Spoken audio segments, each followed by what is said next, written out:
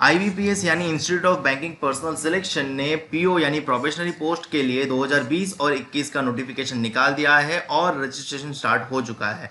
Registration यानी online registration करने की लास्ट डेट है 26 अगस्त यानी 28/8/2020। तो 28/8/2020 से पहले आपको ये फॉर्म फिल कर देना है और आज मैं आपको इस वीडियो में गाइड करने वाला हूं कि कैसे पूरा फॉर्म भरा जाता है, ठीक है। और भूल कर भी ये गलती ना करें, क्योंकि अगर आप ये सारी गलती करोगे तो आपका रजिस्ट्रेशन कैंसिल हो सकता है, या तो फिर आप जब डॉक्यूमेंट वेरिफिकेशन के लिए जाओगे तब भी आपको इसकी दिक्कत हो सकती है, ठीक है। तो इस वीडियो को पूरा देखें और जिन्होंने अभी तक एक भी फॉर्म नहीं फिलअप किया है तो वो तो ध्यान से इस वीडियो को पूरा फॉलो करें, ठीक है। मैं आपको बताने वाला हूँ step by step procedure to apply online for IBPS PO 2020-21 और ये सारी गलती ना करें जो मैं इस वीडियो में दिखाने वाला हूं। तो चलिए शुरू करते हैं। अप्लाई नाउ, अप्लाई की लिंक मैं आपको डिस्क्रिप्शन में दे दूंगा, तो आपको कोई टेंशन नहीं है, डिस्क्रिप्शन से लिंक उठा लेना, ठीक है। ऑफिशियल वेबसाइट है www.ibps.in। आपको ये वेबसाइट पे जाने का है, ठीक है। ये वेबसाइट आपको लैपटॉप पे, डेस्कटॉप पे या फिर साइबर काफे पे जाके कोई भी लैपटॉप डेस्कटॉप पे ओपन करनी है। ibps.in ओपन करोगे वैसे ही ये पेज ओपन होगा। तो आपको जो सबसे पहले लिंक दिखाएगी ना, आप यहाँ पे क्लिक करोगे तो भी डायरेक्ट अप्लाई की लिंक पे पहुंच जाओगे। Click here to apply online for CRP यानी कॉमन रिक्रूटमेंट प्रोसेस, पीओ यानी प्रोफेशनल ऑफिसर और एमटी यानी मैनेजमेंट ट्रेनी और एक्स यानी 10th नंबर, ये 10th नंबर का फेज है, मतलब ये 10th है, ठीक है। तो इसके लिए अप्लाई करना है, ठीक है। और अगर आपको स्टेप बाय स्टेप जाना है तो ये रहा कॉमन रिक्रूटमेंट प्रोसेस, सीआरपी और पीओएमटी यानी प्रोफेशनल ऑफिसर मैनेजमेंट ट्रेनिंग। इस पर क्लिक करोगे तो आप इस पेज पर पहुंच जाओगे और आपको 3 फेज देखने को मिलेंगे, ठीक है। ये 8 यानी पिछले साल का, ये 9 यानी पिछले साल का और ये 10 यानी इस साल का। तो आपको इस लिंक पे क्लिक करना है, ठीक है। आप इस लिंक पे क्लिक करोगे तो आप इस पेज पे पहुंच जाओगे और आपको 2 चीज मिलेगी। ये वाली जो चीज है वो क्या है, वो आपकी ऑफिशियल एडवर्टाइजमेंट है, तो आपको इस पर क्लिक नहीं करना है। अप्लाई करने के लिए इस पर क्लिक करना है। Click here to apply online for common recruitment process for the probationary officer और मैनेजमेंट ट्रेनी 10, ठीक है। तो इस पर क्लिक करोगे ना, इस वाली लिंक पे, पहली वाली, तो आप इस पेज पे पहुंच जाओगे। आप इस पेज पे पहुंचोगे तो आपको यहाँ पे क्लिक करना है, click here for new registration. और आपने अगर रजिस्ट्रेशन कर दिया है तो आपको यहाँ से लॉग इन होना है, ठीक है। बट अगर आपका फ्रेश रजिस्ट्रेशन है तो आपको यहाँ पे क्लिक करना पड़ेगा, click here for new registration, ठीक है। और यहाँ पे कुछ इंपॉर्टेंट डेट्स दिखाएंगे कि commencement of online registration application तो 5 अगस्त है, क्लोजर कब है तो 26 अगस्त को है, और एडिटिंग एप्लीकेशन का भी क्लोजर कब है, 26 अगस्त को है, और last date of printing your application तो वो है 10th सितंबर, ठीक है। और ऑनलाइन फी पेमेंट भी आपको 5 अगस्त से लेके 26 अगस्त तक पेमेंट कर देना है, ठीक है। अब आप यहाँ पे क्लिक करोगे, click here for new registration, तो आपको ये पेज मिल जाएगा। एक नोटिफिकेशन आएगा, वो आपको मतलब बताएगा कि क्या क्या इंस्ट्रक्शन है, और आप कंटिन्यू पे क्लिक करोगे तो इस पेज पे पहुंच जाओगे। इस पेज पे पहुंचने के बाद आपको बड़े ही ध्यान से फर्स्ट नेम लिख देना है और फर्स्ट नेम को वापस से दोबारा भी लिखना है, ठीक है। उसी प्रकार मिडिल नेम भी लिखना है यहाँ पे, और मिडिल नेम को भी दोबारा लिखना है। उसी प्रकार से लास्ट नेम भी लिखना है, लास्ट नेम को भी दोबारा लिखना है। जैसे कि अगर आपका नाम है मेहुल तो यहाँ पे मेहुल लिखना है, ठीक है। पिताजी का नाम यहाँ पे आएगा और आपकी सरनेम यहाँ पे आएगी, ठीक है। दोनों कैरेक्टर सेम होने चाहिए। आप स्मॉल केस में लिख रहे हो तो फर्स्ट लेटर कैपिटल में रखें, और अगर आप मतलब कोई गलती ना चाहते हो तो सारा कैपिटल में ही फॉर्म भरे, ठीक है। यानी फर्स्ट नेम भी कैपिटल में लिखे, मिडिल नेम भी कैपिटल में लिखे और लास्ट नेम भी कैपिटल में ही लिखे, ठीक है। मोबाइल नंबर लिख दीजिए यहाँ पे, दोनों जगह आपको सेम मोबाइल नंबर लिखना पड़ेगा। पहली बार लिखो और दूसरी बार कंफर्म करो, ठीक है। अगर आपके पास दूसरा भी नंबर है और आप देना चाहते हो तो आप यहाँ पे दूसरा नंबर दे सकते हो, इसकी कोई आवश्यकता नहीं है, बट आपको अगर देना है तो दे सकते हो, ठीक है। उसके बाद ईमेल आईडी लिखना पड़ेगा, तो यहाँ पे ईमेल आईडी का नाम ही लिखना पड़ेगा। जैसे कि मेरी ईमेल आईडी है पटेल धार्मिक 33, तो 33 तक मुझे यहाँ पे लिखना है। उसके बाद @ करके डोमेन नेम सिलेक्ट करना है। डोमेन नेम के ड्रॉप डाउन यहाँ पे क्लिक करोगे ना तो ड्रॉप डाउन आएगा, और उसमें से आपका जो भी डोमेन नेम है, जैसे कि yahoo.com है, जीमेल है, रेडिफमेल है, हॉटमेल है, तो वो सारा कोई भी जो आपका रिलेवेंट है वो सिलेक्ट कर लो। और ये कंफर्म मेल आईडी में आपको पूरी मेल आईडी लिखनी पड़ेगी। जैसे कि मेरी मेल आईडी जो वो क्या है, pateldharmik33@gmail.com, तो ये पूरा यहाँ पे आ जाएगा। उसके बाद सिक्योरिटी कोड यहाँ पे अप्लाई कर देना है, ये जरूर कंपलसरी है। आप ये जो भी at the run time generate हो वो यहाँ पे एंटर करना है। जैसे ही ये डिटेल एंटर हो जाए तो एक बार वेरीफाई कर लो, क्योंकि वो सेव एंड नेक्स्ट करोगे तब भी वो वेरीफाई करने के लिए बोलेगा, ठीक है। तो आपको फर्स्ट नेम देख लेना है कि भाई मैंने कैरेक्टर सही लिखे हैं कि नहीं, ठीक है। काफी लोग क्या करते हैं, अपने नाम की स्पेलिंग में ही गलती कर देते हैं, लेटर में मिसमैच कर देते हैं, ठीक है, ए बी की जगह बी ए कर देते हैं। तो वो चीज ना हो उसके लिए दोबारा आप एक बार अच्छे से चेक कर लेना, ध्यान से चेक कर लेना, ठीक है। उसके बाद आप क्लिक करोगे सेव एंड नेक्स्ट पे, तो आपका सेव एंड नेक्स्ट हो जाएगा और आपको नेक्स्ट पेज पे ले जाएगा, जहां पे आपको योर प्रोविजनल रजिस्ट्रेशन नंबर दिखाएगा यहाँ पे और योर पासवर्ड यहाँ पे दिखाएगा, ठीक है। वो आपके फोन जो भी नंबर दिया होगा उस पर टेक्स्ट मैसेज भी आ जाएगा, तो कोई दिक्कत नहीं है। और ईमेल आईडी दिया होगा वहाँ पे भी मेल आ जाएगा, तो आपको ये नंबर सॉरी रजिस्ट्रेशन नंबर और पासवर्ड तो मिल जाएगा, बट फिर भी आप इसका स्क्रीनशॉट ले लोगे तो कोई दिक्कत वाली बात नहीं है, ठीक है। फिर यहाँ पे आपको एक फोटोग्राफ अपलोड करना रहेगा और यहाँ पे आपको वो क्या है, सिग्नेचर अपलोड करना रहेगा, ठीक है। फोटोग्राफ जो है वो आप जैसे ही यहाँ पे चूज फाइल करोगे आपको वहां पे ले जाएगा और आप फाइल चूज करोगे, यहाँ पे फोटोग्राफ डिस्प्ले हो जाएगा, ठीक है। उसके बाद आप सिग्नेचर का लोगे और सिग्नेचर यहाँ पे डिस्प्ले हो जाएगा, तो इस प्रकार से आ जाएगा। अब काफी लोगों को यहाँ पे सिग्नेचर के लिए लिख दिया है कि should not be in capital और ब्लॉक लेटर्स, ठीक है। तो आपको सिग्नेचर मस्ट आपके सिग्नेटरी फॉर्म में करनी है, आप कोई भी कैपिटल लेटर में लिख दोगे जो भी है, ठीक है, कि DX, ठीक है, तो ऐसा नहीं लिखना है, ठीक है। उसके बाद photo should be clearly visible और एडजेसेंट बॉक्स, तो इसकी इंस्ट्रक्शन दिखा देता हूं कि फोटोग्राफ के लिए जो है ना वो 4.5 सेंटीमीटर बाय 3.5 सेंटीमीटर होना चाहिए, मतलब जो लंबाई है वो 4.5 सेंटीमीटर और चौड़ाई है वो 3.5 सेंटीमीटर में फोटोग्राफ होना चाहिए। फिर फोटोग्राफ मस्ट भी रिसेंट होना चाहिए, बहुत पुराना नहीं चलेगा। रेड आई रिफ्लेक्शन नहीं होना चाहिए, या फिर आपके वो चीज ग्लास पहने हैं तो उसका भी रिफ्लेक्शन नहीं होना चाहिए, अगर रिफ्लेक्शन हो रहा है तो उसको निकाल दो, ठीक है। डायमेंशन क्या है, 200 to 300 पिक्सल प्रिफर्ड है, इससे थोड़ा बहुत मतलब इधर उधर होगा तो चलेगा, उसका कोई इशू नहीं है। और फोटो की जो साइज है वो 20 से 50 KB ही होनी चाहिए, ठीक है। 50 KB से ज्यादा नहीं चलेगी और 20 KB से कम नहीं चलेगी, तो वो चीज ध्यान में रखना, ठीक है। और फोटो JPEG फॉर्मेट में ही होना चाहिए, JPEG और GI मतलब वो, ठीक है। फिर यहाँ पे क्या बोला है, signature, left thumb impression and hand written declaration के लिए भी कुछ इंस्ट्रक्शन दे दी गई है। सिग्नेचर जो है कर रहे हो वो आपका व्हाइट पेपर में विद ब्लैक इंक पेन होना चाहिए और वो कैपिटल लेटर में ना हो, यहाँ पे लिखा ही है signature and hand written declaration should capital letters shall not be accepted, तो आपको ध्यान रखना है कि आप जो सिग्नेचर करो उसमें कैपिटल लेटर्स के साथ साथ आपके स्मॉल केस और उसका सिग्नेचरी फॉर्मेट भी हो, ठीक है। सिग्नेचर के लिए आपकी जो साइज प्रेफरेबल है वो 10 KB to 20 KB है, तो 10 KB से लेस ना हो, 20 KB से ज्यादा ना हो, ठीक है। पिक्सल के लिए डायमेंशन जो है वो है 140 by 60 pixel. Left thumb impression के लिए अगर पूछा जाए तो फाइल टाइप JPEG और JPEG ही चलेगी, और इसके लिए भी 240 by 240 चाहिए लेफ्ट थंब इंप्रेशन के लिए, और फाइल साइज जो होगी वो 20 से 50 KB होनी चाहिए, ठीक है। उसी प्रकार आपको जो देना है डिक्लेरेशन में भी 50 to 100 KB होना चाहिए।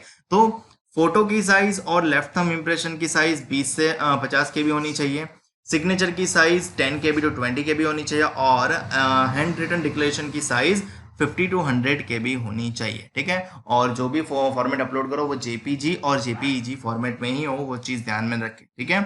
सिग्नेचर के लिए ध्यान रखना वरना आपका कैंडिडेचर कैंसिल हो सकता है, आप मतलब कैपिटल लेटर्स में सिग्नेचर नहीं कर सकते, ठीक है। चलिए आगे आपको सबसे पहले फॉर्म जब नेक्स्ट पे क्लिक करोगे ना, सेव एंड नेक्स्ट पे, तो आपको ये फॉर्म पे आ जाना पड़ेगा और यहाँ पे आपको सबसे पहला कैटेगरी सिलेक्ट करने का ऑप्शन मिल जाएगा। तो आप जिस कैटेगरी से बिलोंग करते हो उस कैटेगरी में सिलेक्ट कर लो। अगर आप इनमें से कोई कैटेगरी सिलेक्ट करोगे तो आपको एक प्रॉम्प्ट होगा कि आपके पास वो सर्टिफिकेट तो है ना, तो जी हाँ होगा तो ही आप अप्लाई करोगे, तो आपको वो ओके कर देना है, ठीक है। फिर पूछेगा कि are you a person with benchmark disability of 40% and above, क्या आपको मतलब डिसेबिलिटी है 40% से ज़्यादा, अगर है तो यस करना है, बाकी नहीं है तो नो कर देना है सिलेक्ट और आगे जाने देना है। अगर नो करोगे तो ये डिसेबल ही रहेगा और यस करोगे तो ये एनेबल हो जाएगा, और आपको फर्दर देना पड़ेगा डिटेल की टाइप ऑफ डिसेबिलिटी क्या है, सब टाइप ऑफ डिसेबिलिटी क्या है, सब टाइप ऑफ डिसेबिलिटी, ठीक है। तो वो सारी चीज़ें बतानी पड़ेगी। चलिए आगे फॉर्म स्क्रॉल डाउन करोगे तो आपको मिलेगा कि are you as per the PWD guidelines eligible, ये तभी एलिजिबल होगा वो जब आप वो यस टिक मार्क करोगे, ठीक है। फिर आपको क्या पूछा है, suffering from any cerebral Plassey, तो रिलेवेंट नहीं है, तो आप इसको मतलब ये तो सब कुछ होगा ही नहीं। इफ यस डू यू, ये भी उसी में चला जाएगा। Whether you dominant with writing, ये भी उसी में चला जाएगा। Do you need compulsory time of examination, ये भी उसी में जाएगा। As per your PWD guidelines, ये भी उसी में जाएगा, ठीक है। फिर आएगा are you a child family member of those who died in 1984 riots. तो अगर वैसे तो जनरली नहीं होगा तो नो कर देना, अगर आप उससे कोई ताल्लुकात रखते हो तो आपको यस करना है, ठीक है। फिर are you an ex serviceman, क्या आप एक्स सर्विसमैन है, अगर यस है तो यस, नो है तो नो कर दो। फिर एक्चुअल सर्विस रेंडर्ड, मतलब अगर आप यस करोगे तो यहाँ पे आपको पूछेगा कि कितने सर्विस काम किया है, और ये सारे मतलब मंथ मतलब आपको देना पड़ेगा कि आपको ने कब सर्विस से रिलीफ हुआ है, ठीक है। फिर कोई गवर्नमेंट में हो आप, अगर आप गवर्नमेंट में हो तो यस करना है, नो है तो नो करना है, ठीक है। रिलीजन आपको चूज करना है कि आप कौन से रिलीजन से बिलोंग करते हो, तो रिलीजन में हिंदू, क्रिश्चियन, बुद्धिस्ट सब कुछ है, तो आपको जो रिलीजन का रिलेवेंट लगे वो आपको सिलेक्ट करना है। उसके बाद पूछेंगे do you belong to religion minority community, अगर आप माइनॉरिटी कम्युनिटी से बिलोंग करते हो तो यस करना है, बाकी नो कर देना है, ठीक है। उसके बाद whether serving in government, quasi government और पब्लिक अंडरटेकिंग, अगर आप गवर्नमेंट में काम कर रहे हो तो यस करना है, नो कर रहे हो तो नो करना है, ठीक है। फिर आपको पूछेगा कि क्या आप इससे पहले कोई PO की एग्जाम के लिए अपियर हुए हो, अगर हुए हो तो यस करना है, नहीं हुए तो नो करना है, वो आपकी मर्जी है, ठीक है। काफ़ी लोग यहाँ पे नो करके चले जाते हैं, वैसे कोई इशू नहीं है एज सच, और काफ़ी लोगों को याद नहीं होता कि मैंने कितनी एग्जाम दी है, तो उसमें भी कोई इशू नहीं, क्योंकि यहाँ पे अटेम्प्ट नहीं है, ठीक है। अगर आप यस करोगे तो आपको अटेम्प्ट लिखना है, और अटेम्प्ट लिखोगे तो आपको सिलेक्ट भी करना है कि भैया कितने एग्जाम कौन कौन सी दी थी, ठीक है। तो वो चीज़ आपको सिलेक्ट करनी है, आपकी चॉइस है, आपको देना तो दो, या क्योंकि यहाँ पे कोई मिनिमम अटेम्प्ट है नहीं, तो आप मल्टीपल टाइम्स दे सकते हो, तो कोई इशू नहीं है, इससे कोई फर्क ही नहीं पड़ता। फिर आपकी नेशनलिटी सिलेक्ट करो, इंडियन हो या फिर जो नेपाली हो या फिर जो भी हो, ठीक है। फिर स्टेट यूनिटरी सेंटर के लिए, मतलब आप एग्जामिनेशन सेंटर के लिए कौन सा स्टेट चॉइस करते हो, तो स्टेट चॉइस करो। उसके बाद स्टेट कोड यहाँ पे आ जाएगा, वो ऑटोमेटिकली आएगा।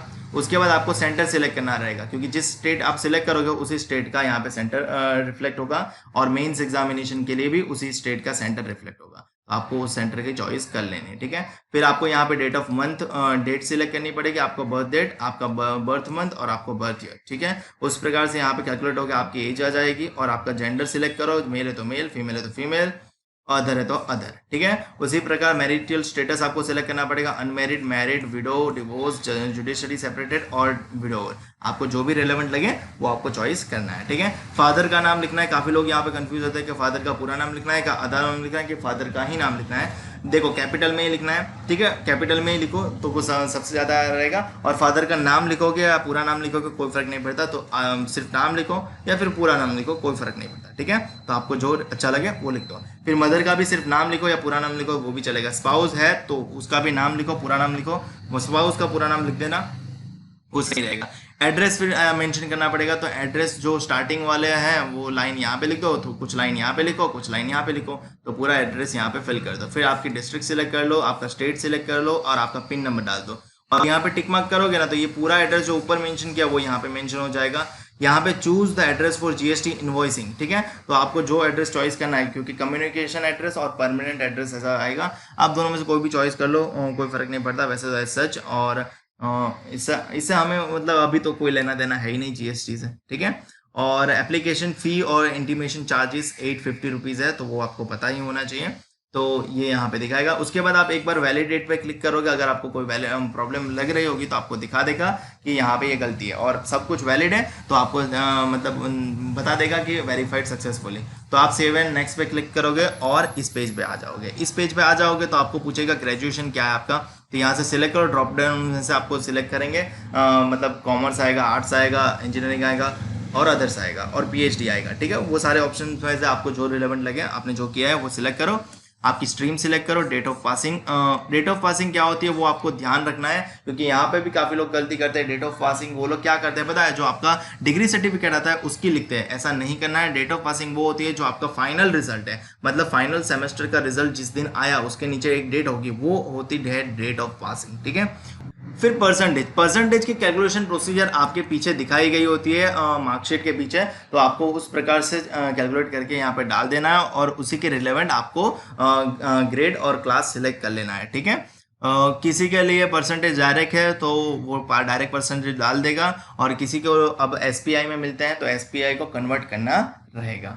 उसके बाद आपने पोस्ट ग्रेजुएशन किया है तो उसकी डिटेल डाल दो, प्रोफेशनल क्वालिफिकेशन है तो उसकी भी डिटेल डाल दो, और कोई क्वालिफिकेशन है तो उसकी भी डिटेल डाल दो, ठीक है। उसके बाद पूछेगा do you have operating working knowledge of computer system. अगर यस है तो यस करो, नो है तो नो करो। जनरली यस कर दो क्योंकि आप CCC का सर्टिफिकेट तो बाजार से ले ही लो, और अगर आपके 10th में है, 12th में अगर आपका ऐसा सब कंप्यूटर सब्जेक्ट है तो इशू ही नहीं है, तो यहाँ पे आ जाएगा, ठीक है। उसके बाद आपको चॉइस करना रहेगा, आपको जो किया सर्टिफिकेट किया तो सर्टिफिकेट, डिप्लोमा किया तो डिप्लोमा, डिग्री किया तो डिग्री, और स्टडी इन हाई स्कूल और कॉलेज और इंस्टीट्यूशन, ठीक है। 10th 12th तो high school college institution, CCC तो सर्टिफिकेट, और डिप्लोमा किया है डिग्री किया है तो उस प्रकार से सिलेक्शन कर लेना, ठीक है। ये जैसे किया है वैसे। उसके बाद अगर आप कोई अभी जॉब कर रहे हो तो आपको मेंशन करना है यस, और यहाँ पर डेटा डालो और बताओ कि हमारा इतना एक्सपीरियंस, इतना काम किया है और ये एक्सपीरियंस है, ठीक है। फिर यहाँ पे क्या करना है, for the safety of the wellbeing of candidate pre exam training. अगर आपको प्री एग्जाम ट्रेनिंग के लिए एलिजिबल हो तो आपको यस सिलेक्ट करना है, और आपको यहाँ से सेंटर सिलेक्ट करना है। वैसे ये ST SC कम्युनिटी वालों के लिए ही है, तो आप उसमें हो तो ही आप अप्लाई कर पाओगे, बाकी उनके लिए नहीं है। बाकी लोगों के लिए तो उनके लिए तो ये डिसेबल ही देगा। उसके बाद बोले हैं कि क्या आपको कोई, आप पर कोई फाइन है, आपको अगर कोई केस चल रहा है, अगर यस तो चल रहा है तो यस करना है, और आपको यहाँ पे मेंशन करना है, और नहीं चल रहा है तो नो करना है, और आपको ये डिसेबल ही रहेगा, ठीक है। तो भाई केस नहीं होना चाहिए, क्योंकि केस होगा तो आपको सिलेक्शन नहीं मिलेगा, वो भी आपको बता दे रहा हूँ, ठीक है। आगे आगे आप जाओगे तो आपको लैंग्वेज नोन का ऑप्शन आएगा, हिंदी लैंग्वेज सबसे पहले डाल दो, और तीनों चेकबॉक्स चेक कर लो, क्योंकि आपको रीड करना भी आता है, राइट करना भी आता है, स्पीक करना भी आता है, ठीक है। अगर आपको नहीं आता कुछ चीज़ तो वो चेक मत करो, वैसे उससे कोई प्रॉब्लम नहीं आता, आपको जस्ट उस टाइम पे बोला जाएगा कि 6 महीने में 3 महीने में सीख लो। इंग्लिश के लिए आपको जितना आता है, रीड राइट स्पीक जो आता है वो कर लो। गुजराती मुझे आती है तो मैं उसके लिए भी सिलेक्ट कर लेता हूँ, ठीक है। वैलिडेट पे एक बार क्लिक करोगे तो आपको पूरा वेरीफाइड करके बताएगा, कोई एरर हो तो बताएगा, और एरर नहीं है तो वेरीफाइड सक्सेसफुल करके आ जाएगा। उसके बाद सेव एंड नेक्स्ट क्लिक करोगे तो आप नेक्स्ट पेज पे यानी इस पेज पे पहुंच जाओगे, ठीक है। यहाँ पे आप जो जो मतलब ये अनचेक्ड होगा पूरा, आप ए 1 बाय 1 चेक करते जाओगे, उस प्रकार से ये सीक्वेंस बन के यहाँ पे आ जाएगा, ठीक है। तो ये सीक्वेंस आपको अपने प्रेफरेंस से देनी है, किसी और के प्रेफरेंस से मत दो, ये अच्छा है वो अच्छा है। आपको मैं बता दूं कि ये रही वैकेंसी इंक्रीज हो चुकी है, अब हो चुकी है 1417, 250 वैकेंसी और इंक्रीज हुई है, ठीक है। बैंक ऑफ बड़ौदा वैकेंसी है ही नहीं, Canara bank vacancy, sorry central bank में वैकेंसी नहीं है, ठीक है, कैनरा बैंक में है। फिर किस में है, इंडियन ओवरसीज में वैकेंसी नहीं है, इंडियन बैंक में भी वैकेंसी नहीं दी है, कैनरा में भी नहीं दी है भाई, नॉट रिपोर्टेड, ठीक है। ये भी नॉट रिपोर्टेड है, जो नॉट रिपोर्टेड वो रिपोर्ट कर सकते हैं, तो आपकी वैकेंसी इंक्रीज हो चुकी है, और जिन्होंने 0 दी है तो वो तो सीधी सी बात है, वो वैकेंसी देने वाले नहीं है, ठीक है। तो कुल मिला के इनके बीच में प्रायोरिटी कोई इतनी ज्यादा सच बनती नहीं, बट फिर भी आपको देना है। देखो बैंक ऑफ बड़ौदा तो PGDBF वो मणिपाल से हायर कर लेता है, कैनरा बैंक भी मणिपाल से हायर करता है, ठीक है। तो वो चीज़ आपको ध्यान में रखनी है। तो बाकी एज सच आपको जिस प्रकार से सीक्वेंस बनानी है उस प्रकार से सीक्वेंस बना दो और आपका सिलेक्शन कर लो, ठीक है। उसके बाद आप वैलिडेट योर डिटेल्स करोगे तो आपको पूरा वैलिडिटी बता देगा। अगर आपने कोई भी एक अनचेक रखा है तो आपको बता देगा कि यहाँ पे एरर है, ठीक है। तो आपको वो अनचेक करना है, कोई छोड़ना नहीं है, सारी सीक्वेंस तो डालनी है। फिर सेव एंड नेक्स्ट पे क्लिक करोगे तो आप इस पेज पे पहुंच जाओगे। यहाँ पे आपको पूरा बाकायदा सब कुछ दिखाएगा कि आपका लॉगिन क्या है। तो ये मेरा नाम धार्मिक है तो यहाँ पे धार्मिक लॉगिन है। यहाँ पे रजिस्ट्रेशन नंबर आपका दिखाएगा, उसके बाद आपको ये पूरा फॉर्म दिखाएगा और यहाँ पे आपका फोटो आएगा, ठीक है। यहाँ पे आपको चेक बॉक्स चेक करना है, I confirm this is my photo, ठीक है। ये चेक करना है, ये चेक करने बिना आपको फाइनल सबमिट नहीं करने देगा। ये मेरा नाम है, यहाँ पे आ जाएगा, मेरा रजिस्ट्रेशन नंबर यहाँ पे आया होगा, कैटेगरी यहाँ पे होगी, नो यहाँ पे होगा, ठीक है। उसके बाद यहाँ पे जाओगे, उसके बाद यहाँ पे जाओगे तो ये जो भी आपने फिलअप किया होगा यहाँ पे होगा। आप अच्छे से ध्यान से इसको वापस से रीवेरीफाई करना, क्योंकि फाइनल सबमिट के बाद आप इसमें एडिट नहीं कर सकते, ठीक है। अगर आप जिस कम्युनिटी हो सो वो सब कुछ सिलेक्शन होके आ जाएगा, यहाँ पे पूरा दिखाएगा, ठीक है। तो आपको उस प्रकार से करना है। यहाँ पे पेमेंट का डिडक्शन दिखाएगा, 720 रुपीज़ पेमेंट है, ये GST है, तो कुल मिला के 850 पेमेंट बन जाता है, अनपेड है स्टिल, ठीक है। आगे जाओगे तो नीचे स्क्रॉल डाउन करके तो और दिखाएगा आप किस कैटेगरी से हो, मेल, आपका यहाँ पे एड्रेस आएगा, जो भी है यहाँ पे आ जाएगा। परमानेंट एड्रेस मैंने गुजरात में मांगा है तो वहाँ पे GST इनवॉइस कर दिखाएगा, ठीक है। उसके बाद यहाँ पे मोबाइल नंबर दिखाएगा, अल्टरनेट दिया है तो अल्टरनेट दिखाएगा, ईमेल आईडी है तो ईमेल आईडी दिखाएगा, ठीक है। आपने ग्रेजुएशन क्या किया है तो वो बताएगा, मैंने BE किया है तो BE दिखा रहा है, इंजीनियरिंग किया है तो इंजीनियरिंग दिखा रहा है, कब किया है तो मैंने 14 में किया है तो वो दिखा रहा है, और कितना परसेंटेज है 62 है, ठीक है। हम स्कॉलर नहीं है तो नहीं है, और फर्स्ट क्लास में आते हैं तो ठीक है। उसके बाद आपका प्रेजेंटली मतलब वर्किंग नॉलेज है कंप्यूटर में तो वो दिखाएगा, और ये रहा, ठीक है। मैंने तो सिंपल से स्टडी इन हाई स्कूल और कॉलेज और इंस्टीट्यूट कर लिया है। उसके बाद आपकी ये सीक्वेंस दिखा देगी कि आपने क्या सीक्वेंस चॉइस की है। उसके बाद आपको लैंग्वेज दिखा देगी और यहाँ पे वापस से चेक वर्क करना है कि मैं एग्री करता हूँ, ठीक है। और यहाँ पे आपकी सिग्नेचर होगी तो आपको यहाँ पे भी चेक मार्क करना है कि मैं ये भी एग्री करता हूँ कि ये मेरी ही सिग्नेचर है, ठीक है। उसके बाद आप फाइनल सबमिट सेलेक्ट करोगे। फाइनल सबमिट सिलेक्ट करने से पहले आप ये चीज़ ध्यान रख लेना कि यहाँ पे कोई भी गलती नहीं होनी चाहिए। फॉर्म पूरा फिल कर देना, अच्छे से देख लेना कि फॉर्म में कोई गड़बड़ी है कि नहीं। अपना नाम जो है ना वो लेटर बाय लेटर चेक करना, क्योंकि नाम में भी गड़बड़ी होगी तो भी आपको दिक्कत होगी, ठीक है। उसी प्रकार अगर आपकी डेट ऑफ बर्थ है तो डेट ऑफ बर्थ भी अच्छे से बाकायदा चेक करना, क्योंकि उसमें भी गड़बड़ी होगी तो आपका इंटरव्यू ही नहीं लिया जाएगा। और मेरे 2 स्टूडेंट का ऐसा हो चुका है, ठीक है। उन्होंने फॉर्म किसी और को बना के दिया, उन्होंने डेट में मिसमैच किया, उन्होंने भी ध्यान नहीं रखा और जब इंटरव्यू के लिए गई तब दिक्कत आई है। तो ये गलती भी ना करे। डेट ऑफ बर्थ, अपना नाम, अपना एड्रेस, एड्रेस में चलता है, एड्रेस में थोड़ा बहुत कर लोगे तो चलेगा। डेट ऑफ पासिंग, तो आपको ये चीज़ ध्यान रखना है कि आपका नाम पूरा, ठीक है, आपकी DOB डेट ऑफ बर्थ, आपकी डेट ऑफ पासिंग, उसमें कोई भी गड़बड़ी ना हो, क्योंकि उसमें अल्टरेशन होगा तो आपको दिक्कत होगी ही होगी, ठीक है। सिग्नेचर, चलिए आगे बढ़ते हैं। आगे जाओगे तो आपको मिलेगा लेफ्ट थंब इम्प्रेशन अपलोड करो, हैंड रिटन डिक्लेरेशन अपलोड करो और सिक्योरिटी कोड यहाँ पे आया होगा वो डालो, ठीक है। मैंने जब स्क्रीनशॉट लिया तब सिक्योरिटी डिक्लेरेशन नहीं आया था, ठीक है। तो कुछ बता देते लेफ्ट थंब इम्प्रेशन के लिए। तो आपको बताया था कि 20 से 50 KB की साइज रखनी है, ठीक है। और हैंड रिटन डिक्लेरेशन के लिए 50 to 100 KB की साइज रखनी है, ओके। और हैंड रिटन डिक्लेरेशन में ये लिखना है आई, अपना नाम, ठीक है। आई धार्मिक हर्षद भाई Patel hereby declare that all the information submitted by me in the application form is correct, true and valid. I will present the supporting documents as and when required. ये आपको अपने हाथों से लिखना है, किसी और का मत चढ़ा देना, ठीक है। और डिजिटली भी नहीं रखना है, आपको ये हैंड रिटन ही होना चाहिए। यहाँ पे लिखा है, ठीक है, कि the above mentioned handwritten declaration has to be in the candidate's handwriting and in English only, ठीक है। and should not be in capital letters, ठीक है, कैपिटल लेटर्स में भी नहीं होना चाहिए। if it is written by anybody else और इन एनी अदर लैंग्वेज, और कोई लैंग्वेज में, इंग्लिश में ही लिखना है, कोई और नहीं लिखेगा, केवल आप ही लिखोगे, the application form will be considered as invalid. तो आपको ये ध्यान रखना है कि ये मेहनत तो आपको ही करनी है, तो पेपर में लिखो अच्छे से, उसको स्कैन करो और कैपिटल लेटर्स में मत लिखना है, इंग्लिश में ही लिखना। नेम ऑफ द कैंडिडेट की जगह आपका नाम लिखना, ऐसा मत लिख देना as it is name of the candidate, ठीक है। तो ये पूरा आपको स्ट्रक्चर लिखना है। मुझे उम्मीद है कि आपको समझ में आया होगा और आप सेव एंड नेक्स्ट पे क्लिक करोगे तो आप पहुंच जाओगे नेक्स्ट पेज पे और यहाँ पे आपको पूछेगा 850 रुपये फीस है, ये कोड डालो, ये कोड डालोगे और सबमिट करोगे, आपको ले जाएगा इस पेज पे। अब आपको पेमेंट जिससे करना है, क्रेडिट कार्ड से करना है तो ये चीज़ सेलेक्ट करो, डेबिट से करना है तो ये सिलेक्ट करो, debit card and pin ATM से करना है तो ये सिलेक्ट करो, इंटरनेट बैंकिंग करना है तो ये, वॉलेट से कैश कार्ड से करना है ये, QR कोड से करना है तो ये, और UPI से करना है अपना प्यारा दुलारा तो इससे ही पेमेंट कर सकते हो। ये सब सारे डिटेल्स जो भी पूछे वो डालने के बाद मेक पेमेंट कर दो, पैसा कट जाएगा, आपका मतलब रजिस्ट्रेशन हो जाएगा, ठीक है।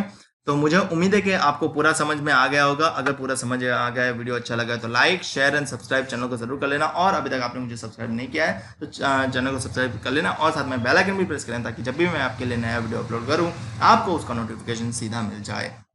और इंस्टाग्राम पे मुझे अभी तक फॉलो नहीं किया तो इंस्टाग्राम पे जल्दी से जाकर फॉलो करो, क्योंकि वहाँ पे मैं होता हूँ most of the time online, ठीक है। तो आप मुझे वहाँ पे अपने डाउट्स क्लियर कर सकते हैं। मिलते हैं अगले वीडियो में। और अगर आपने IBPS PO का फॉर्म अप्लाई नहीं किया है और डिटेल्स जानना चाहते हो तो आपको वीडियो यहाँ पे स्क्रीन पे आ ही गया होगा, आप चेक कर सकते हैं।